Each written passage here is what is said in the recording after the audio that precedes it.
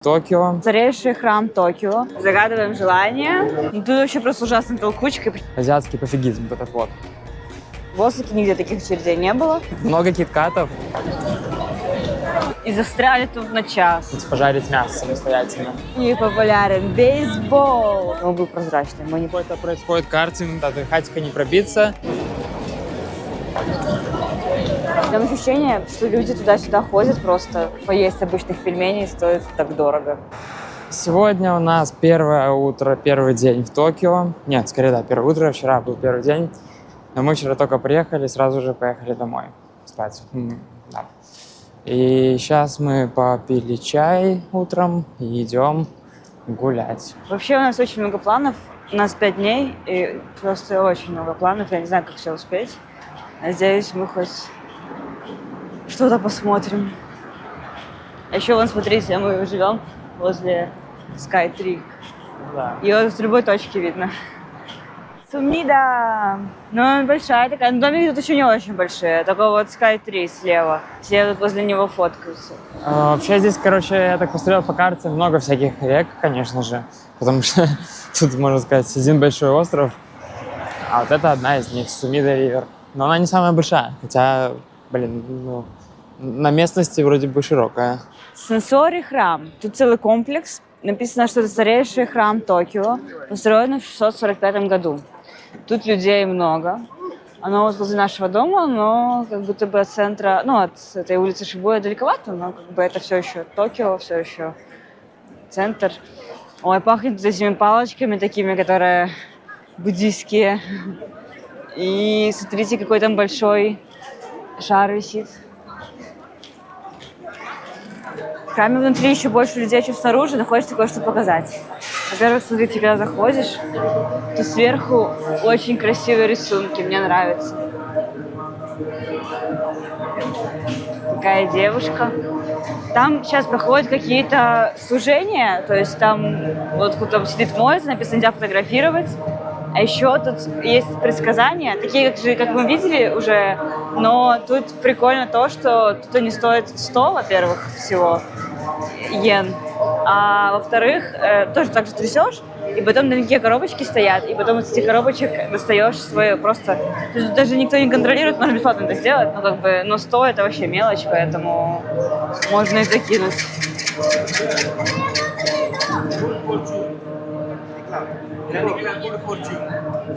Еще тут есть плохие предсказания. Я хочу попробовать. Ладно, пофиг. Так, делаем по инструкции. Сначала опускаем соточку. Опускаем. Потом загадываем желание. Опа. У меня номер 14. 14. Открываем. О! Good fortune in future. Yeah! Тут на английском написано, в отличие от того. На многих языках. Вот здесь вот что-то расшифровано. Тут есть расшифровка на английском. Так. А написано еще, знаете, что если... ну, во-первых, обязательно вернуть палочку. А в-третьих, если у вас что-то неудачное предсказание, то взять его вот здесь, вот, и тогда это превратится в удачу. То есть вот такие вот стойки есть справа и слева. Вот. И надо завязывать, и тогда превратится в удачу. Но у меня вроде нормально все. Сейчас мы прочитаем и узнаем, нормально ли. В общем, написано, у меня все хорошо будет, да. Но написано, что нужно остановить путешествие. Но я не знаю, не верю в такую штуку. Как можно остановить путешествовать? Все остальное, все хорошо написано. Да, еще тут вот смотрите, сколько людей. Все в дыму, кто-то что-то там варит. Кто-то кидают монетки, вот здесь кидают монетки, и там еще внутри тоже кидают монетки. Короче, тут прям кипиш-кипиш происходит. А там еще и переодевают. А, тут кимоно называют? No. Прикольно. Вот отсюда запах идет, потому что здесь люди поджигают сразу связочку такую, и потом несут ее сюда. И здесь уже они все дотлевают. Вот стоят там. Поэтому, да. Тут такой запах везде кругом. Вот так вот. Оп. А тут дальше красивая пагода и большие-большие такие ворота. Ну как, не такие большие, как в Наре, но большие ворота. И тоже тут шары такие. Что-то не знаю, что интересно, надо почитать будет. Идем мы по какой-то улочке, вот тут много всяких торговых магазинчиков и прочего, и очень много людей, просто куча. Там вот главный вход, видимо, какой-то. И здесь вот просто народу куча. Я просто чуть меня сюда гнал, потому что передо мной кто-то медленный шел, и он не давал пройти мне никак. Как только была возможность обогнать, сразу же они заполняли это просто. Ну, тут вообще просто ужасная толкучка, причем даже нет разделения где-то кто справа и кто слева. Некоторые вот останавливаются в магазинах просто постоять и просто вот идешь сквозь толпу, даже непонятно, где идти, справа или слева. А еще забавно клены повесили. Хотя мы так подумали, что кленов мы тут не увидим, потому что они были на Фудзин, там было очень высоко и холодно, а здесь еще как бы рановато, наверное.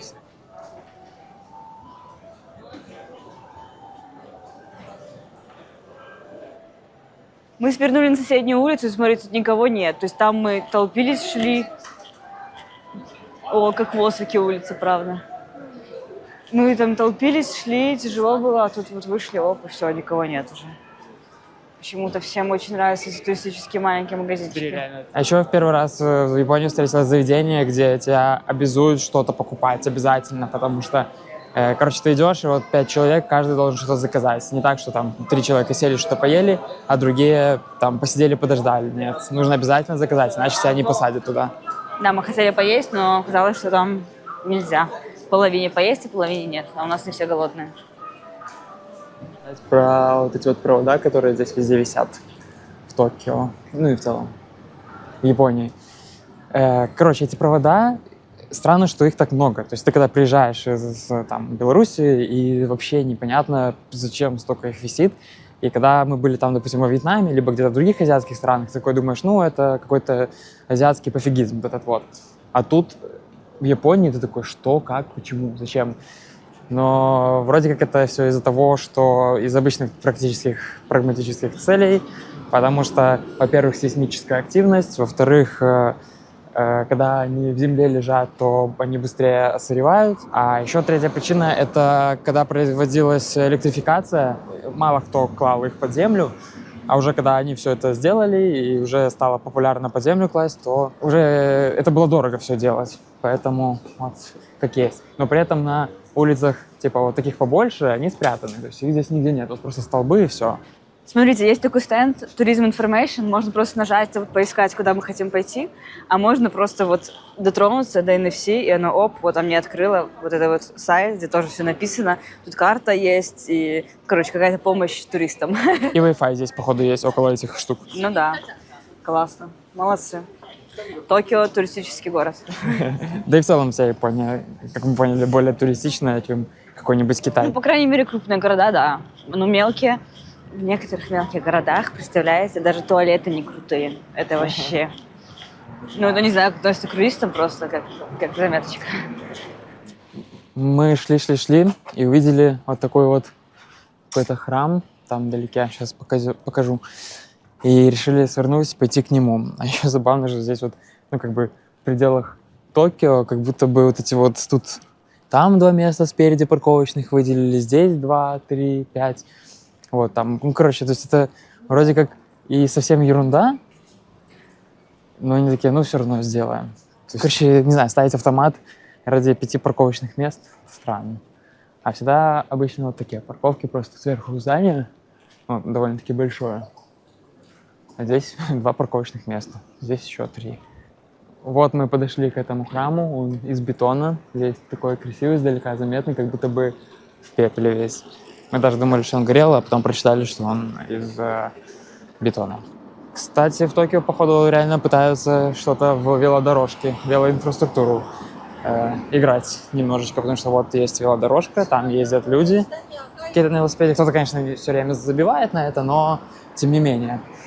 Потому что в Осаке это было прям вообще жесть. Ты просто идешь и тебя вот так вот со всех сторон объезжают по тротуару, а тут вроде как есть какие-то отдельные зоны. У нас такое случилось, Яна забыла свою карту. Поэтому мы будем сейчас пробовать покупать билет. Смотрите, тут нужно выбрать тикет, и вот сейдж достаточно... Тут есть прям фиксированное. Выбираем станцию. Так, Суех...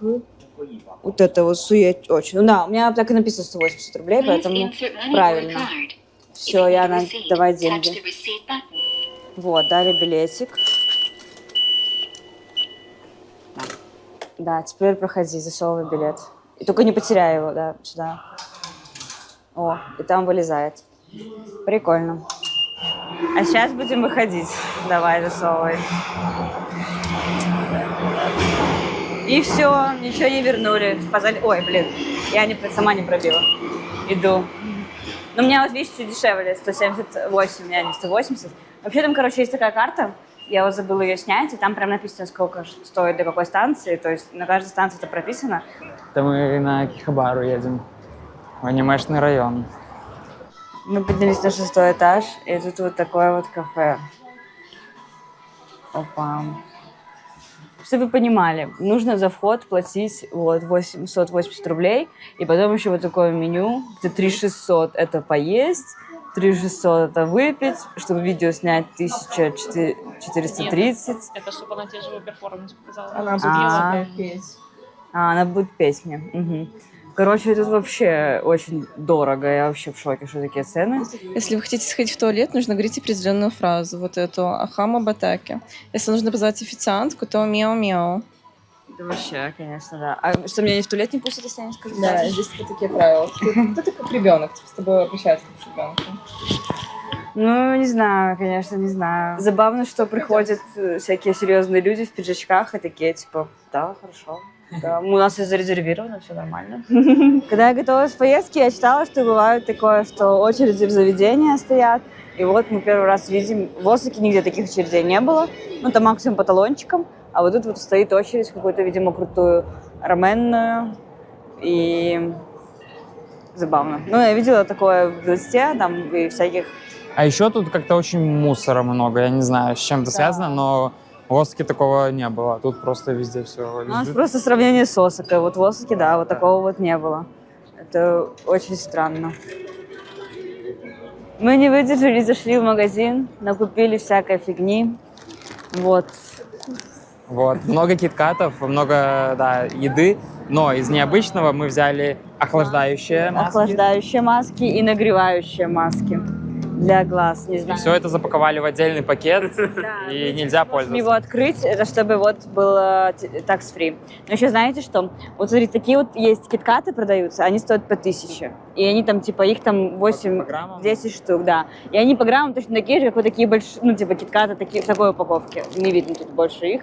Ну, вот такой вот киткат обычный. И прикол в том, что там почти, ну, короче, они стоят, вот эти вот стоят в 3 раза дороже, чем вот эти.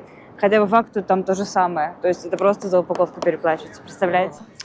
В общем, я не удержалась, купила такую рюмку. Я считаю, это прекрасный подарок для родителей, для бабушек, для семьи. Вот, мои точно оценят, поэтому, ну, это обязательно, это must-have, ребята, вот. Прям natural. Да. Это в районе Акихабара. Тут какой-то стрим идет, и все смотрят, как кто-то рубится. Я попробую подснять поближе. Трансформеры.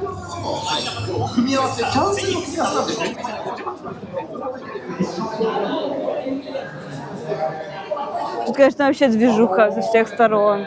Тут кто-то что-то раздает, кто-то что-то в микрофон говорит. Да. Наверное, вечером тоже все светится. Мы зашли еще в популярное место. Тут 3 этажа игровых автоматов. Не только такие вот банальные, а вот, смотрите, еще вот такие есть.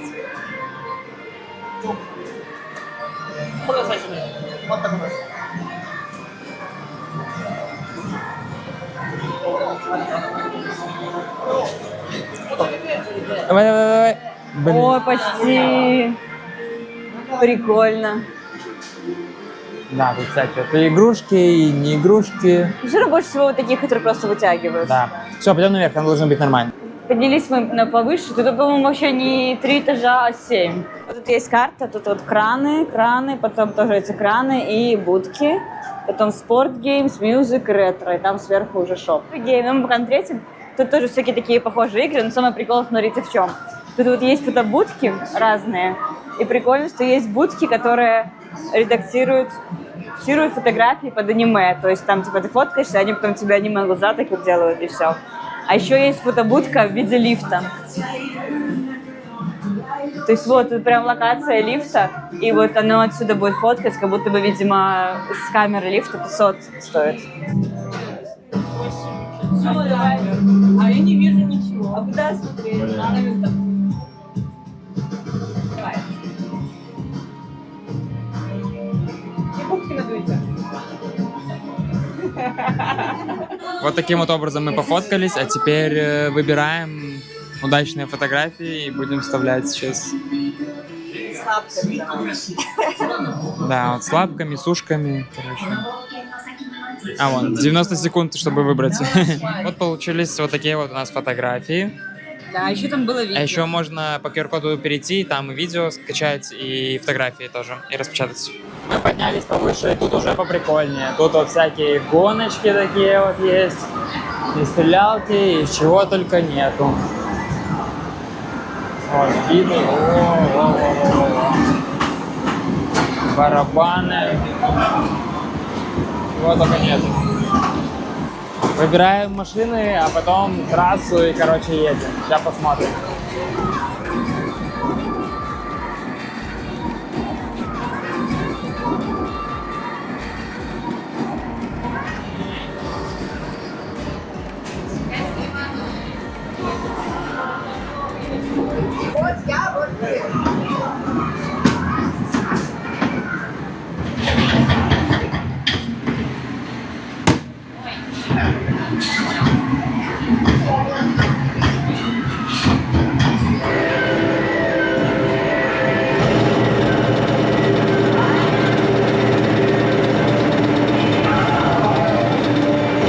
Вообще рубашится конкретно.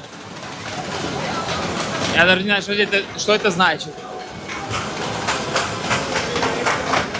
Вон человек вообще пришел с полотенцем, вытирает лицо, потому что очень устал уже играть, весь мокрый. Ночью, да, тут очень много людей, громко все стучат.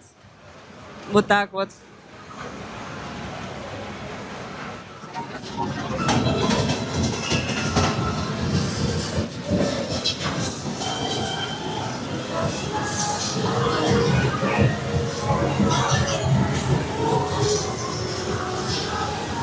Мы поднялись наверх, и тут ретро-игры. Дима вот на мотоцикле будет ехать. О, прикольно. Он отклоняется, и там тоже отклоняется. Тут разные игры есть. Есть и вот такие стрелялки. Вот такой вот еще Пакман есть. Вон, то есть такая клавиатура. Это тоже какие-то олдовые. Но они сами по себе не выглядят олдовыми, но игрушки олдовые. Ну, на них, да.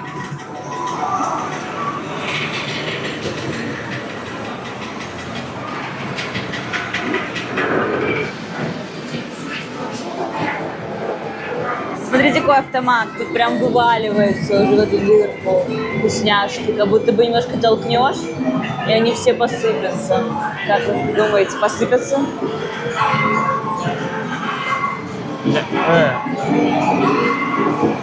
И все, 2 раза нажали. О, одна посыпалась. Я считаю, надо еще. Странная штука. Это какая-то сырная палочка, кукурузная палочка со вкусом карри.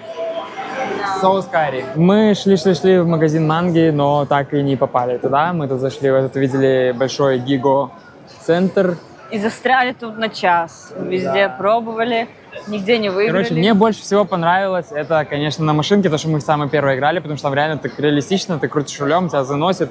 Там в зависимости, короче, все очень реалистично, скажем так. То есть по разметочке едешь, там тоже вот, поэтому в целом это было классно. Мне еще понравилось стрелять, там в кого мы там стреляли, в динозавров. Парк, да. Если еще было, конечно, больше на английском, и понятно, что вообще ты делать, как нажимать и так далее, было бы очень классно. Но так тоже нормально. Нужно покушать, поэтому мы зашли сюда, вот такое заведение нашли на картах. Сейчас пойдемте пожарить мясо самостоятельно.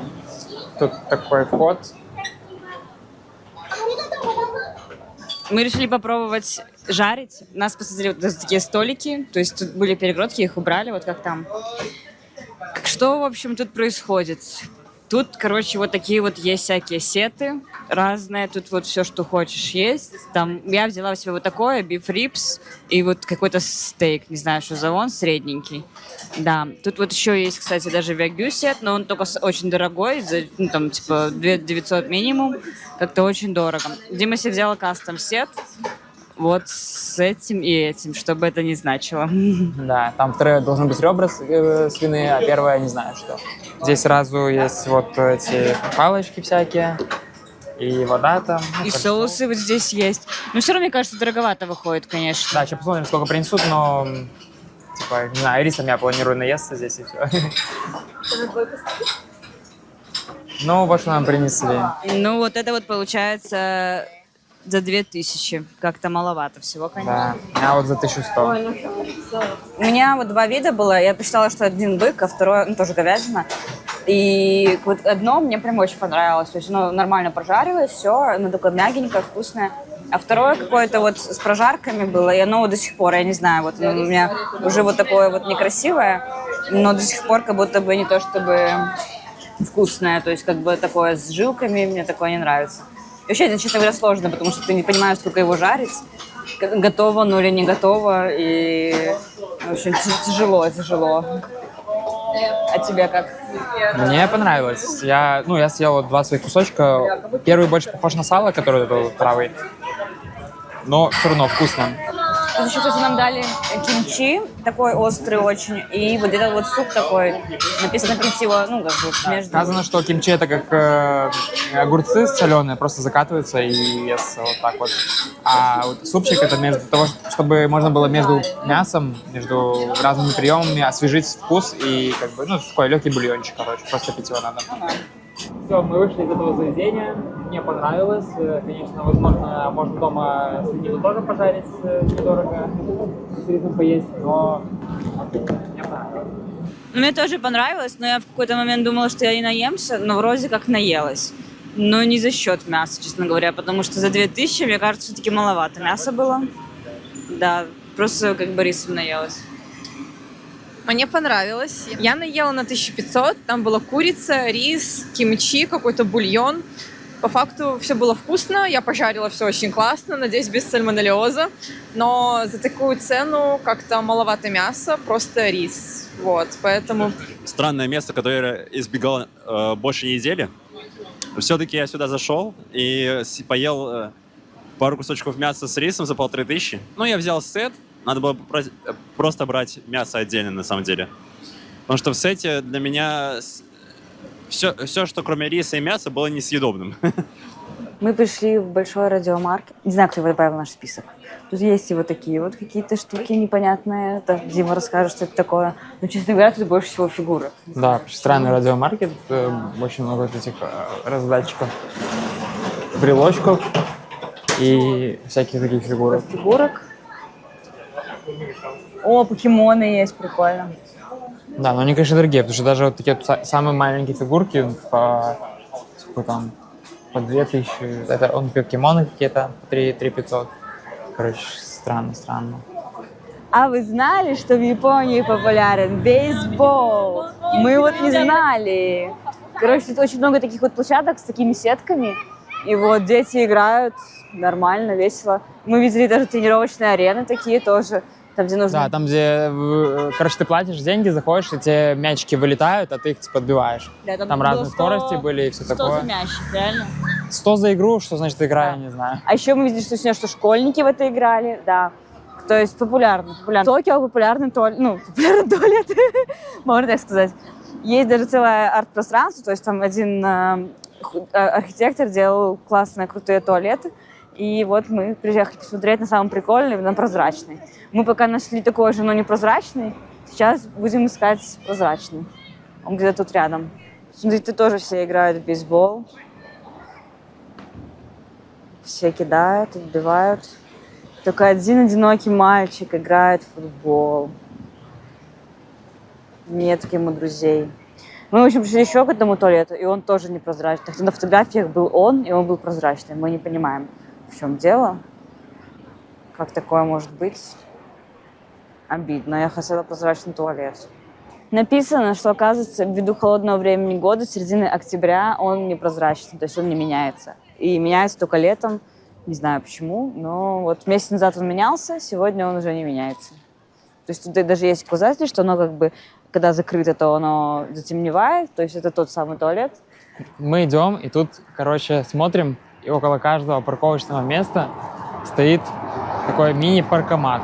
То есть туда кидаешь монетки, и все, и твоя парковочка оплачена становится. И это, конечно, выглядит странно, потому что тебе нужно, во-первых, пойти собрать монеты с каждого из них, во-вторых, установить их. Короче, как-то, мне кажется, не очень удобно сделали. Еще минут 7 до перекрестка, но уже начинаются толпы людей и вывески яркие. Мы специально пришли вечером, чтобы полюбоваться.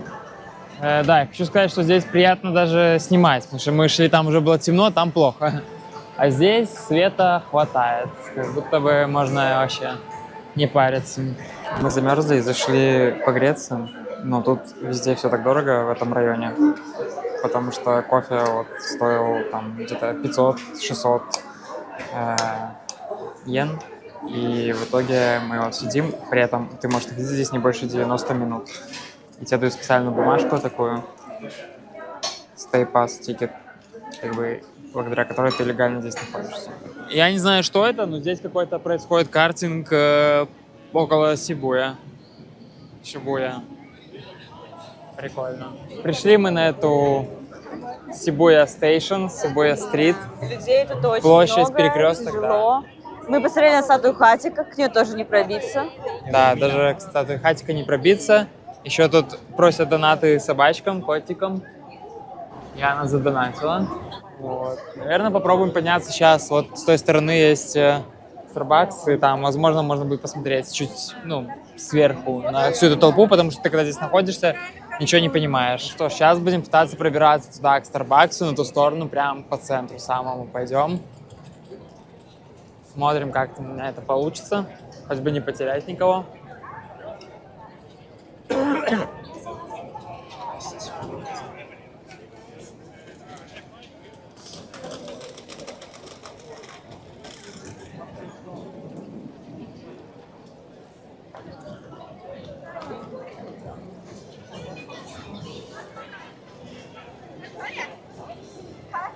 Все с телефонами идут, поднимали руки.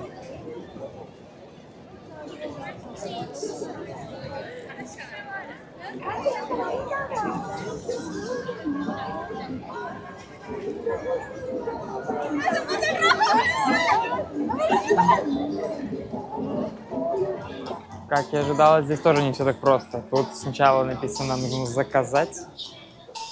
Вот она такая вот эта Сибуя.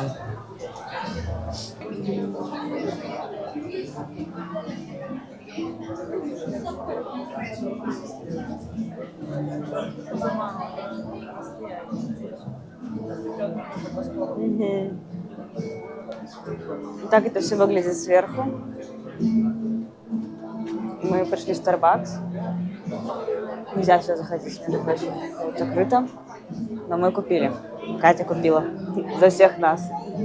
Кстати, там очень красивые кружечки. Сейчас покажем, какие. Да. Там ощущение, что люди туда-сюда ходят просто. И да, просто ходят. То есть они приходят и снова становятся идти обратно. Вот видите, все дошли и идут снова обратно. Ой.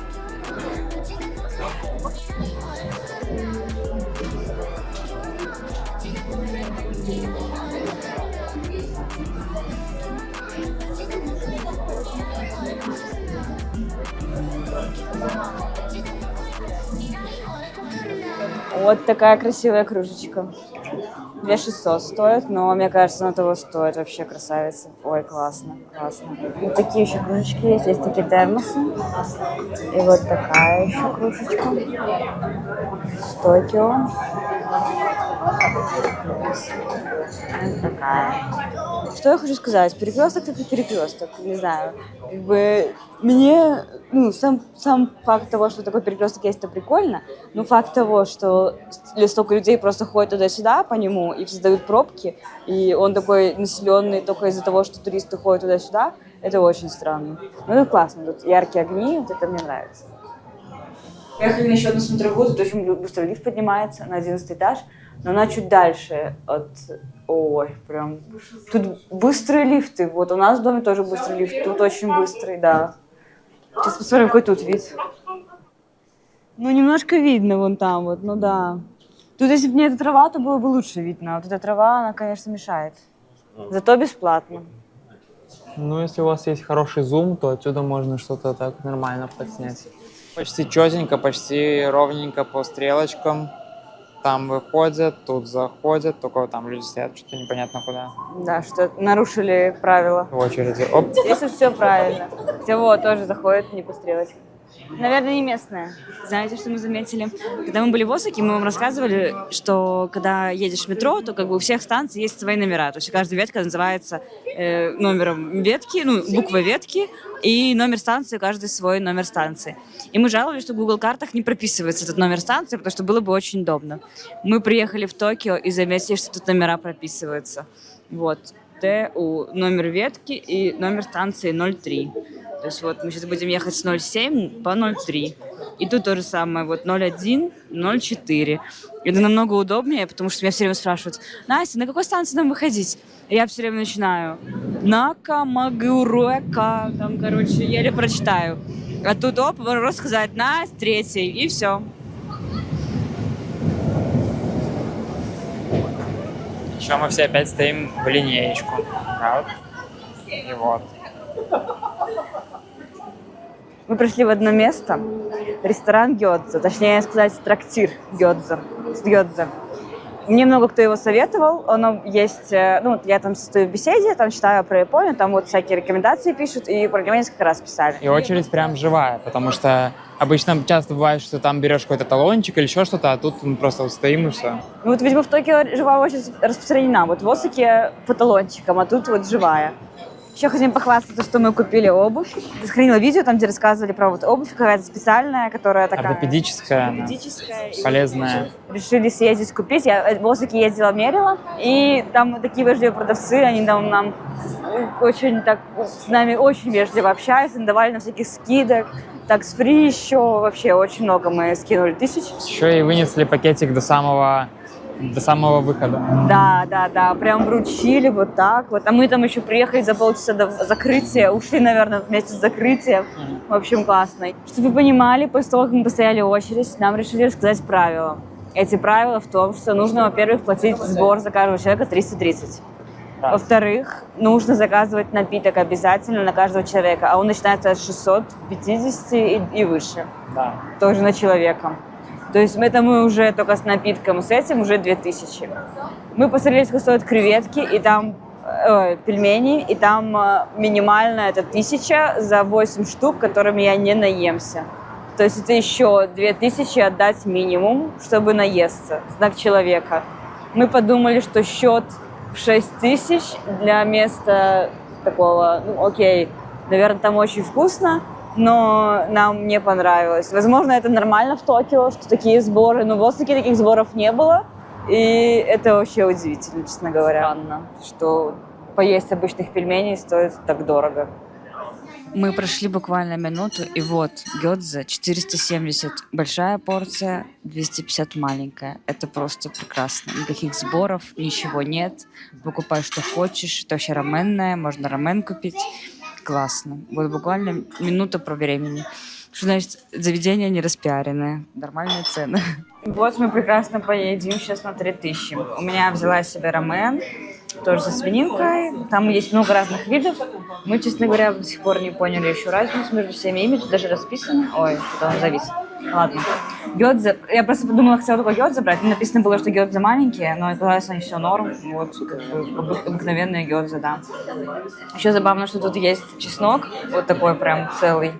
И его можно вот в чеснокодавилке раздавить себе, если кто хочет. Забавно. А еще всегда дают вот такую горячую воду. Нет, ой, холодную, точнее, да. Все время дают холодную воду. Вот. А Дима взяла себе что-то томатное.